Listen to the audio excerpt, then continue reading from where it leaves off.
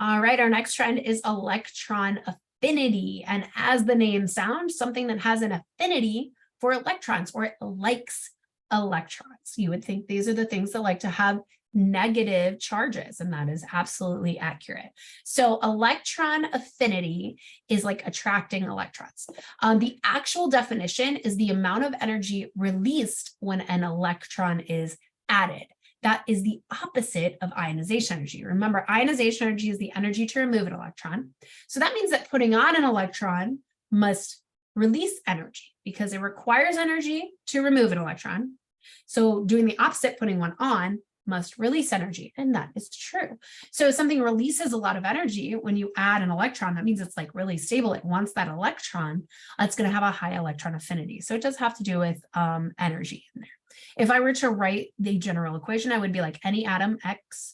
If I'm putting an electron on it to make it a negative ion, it's going to release a certain amount of energy. It is exothermic because it is the opposite of ionization energy. Okay, note the sign and size of delta H. Delta H is the energy or the enthalpy associated with the equation. If it's negative, that means it is exothermic.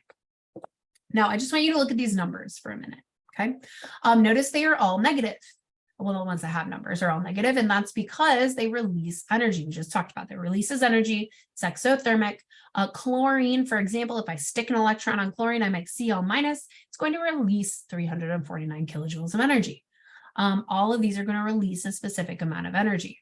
Some of them really don't want an electron, and they actually will have a positive or a zero electron affinity because they don't want any electrons. Okay, notice I've got beryllium and magnesium here, nitrogen, all of the noble gases. They don't want any electrons. They are very happy with their electron configurations, or they would much rather lose electrons, so they don't have an electron affinity. Okay, so when we're looking at our trend in general, across a period, they release more and more and more energy because they want electrons. So fluorine has the almost highest electron affinity. Fluorine and chlorine have very high electron affinities. And that's because fluorine wants to be fluorine minus 1. Chlorine wants to be chlorine minus 1. And when they do, they release a lot of exothermic energy. So that one goes to the right. And also, excuse me, as you go down, it gets smaller and smaller. If you think about the size of those atoms, again, putting on or removing electrons, they're going to be opposite. Putting on an electron, we're going to release energy. Taking off energy, an electron requires energy. But as you go down, they release less and less energy because those electrons are really further from the nucleus. So it's not coming into contact as much with the nucleus. There's not as much attraction there. So fluorine and chlorine, super high electron affinity. Now you might be looking at this like there's a lot of exceptions here. For example, the fluorine and chlorine exception. Or if I'm going this way, let's see, are there any discrepancies from left to right? Yeah, silicon actually releases more energy than phosphorus. There's a lot of exceptions in electron affinity, so I'm not going to specifically ask you about exceptions with electron affinity, okay? Just know the general trend goes up and to the right, except the noble gases. We completely exclude the noble gases because none of them want electrons. They are very stable, okay? So you do need to know that. Why does this occur? Again, it increases up and to the right, very similarly to ionization energy, right? It goes up and to the right. Fluorine has the highest electron affinity. It also has the highest ionization energy. Okay, which groups are the best and why? Well, 7A, we just talked about, is the highest, this one is 7A, has the highest electron affinity.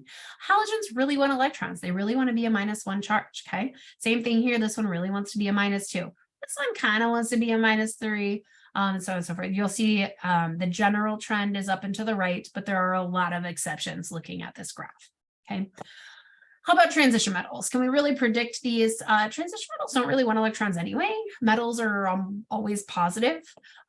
So they have very small electron affinities or no electron affinities, right? Some of them are 0 or positive because technically it's not going to happen. Okay, so all your transition metals, there's really no way to determine, but the general trend, again, we're going to go up and to the right. You might have also been asking, why is nitrogen this exception? This is the only one that's like sitting here weird. Beryllium, magnesium, we can kind of get, but nitrogen, why doesn't it want any electrons really? And that's because of that whole half-filled, pretty stable sublevel, right? 3p, 111, it's pretty stable. You can add an electron, doesn't really need one, take one off. Requires a lot more energy to remove one, but those half-filled subshells are going to cause a lot of these. So like I said, there's a lot of exceptions to electron affinity. You do not have to know, just look at the general trend.